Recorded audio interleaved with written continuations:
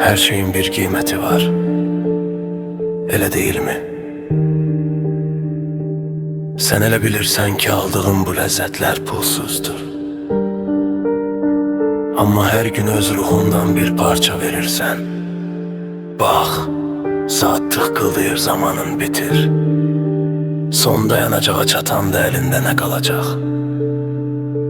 Boşluk, yoksa pişmanlık. Sen kum üstünde saray kurmuşsan, özünü yalanla bezeyip durmuşsan,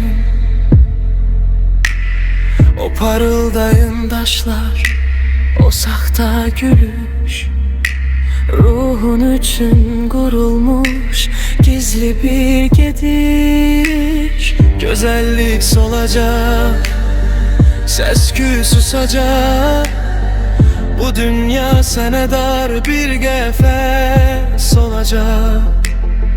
Her günah kalbinde bir kara leke seni çekirdi be, bu kara gölge. İpek paltarların kefen kokuyur, vicdanın künc dağı okuyur.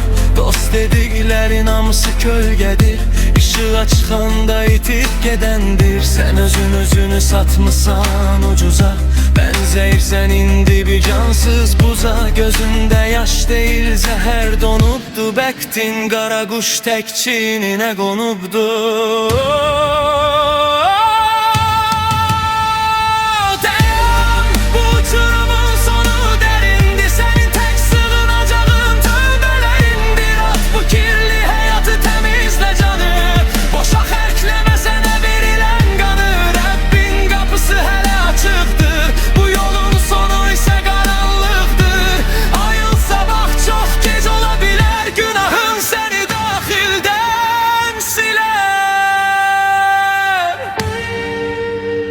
Tek kalacaksan, otaqlar susacak.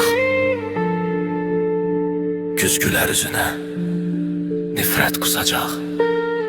Ne pulun yeteceği ne de ki şanın, soruşulacak senden her bir anın. Kaç bu zulmetten, kaç ışığa doğru, öldür dahilindeki bu aç.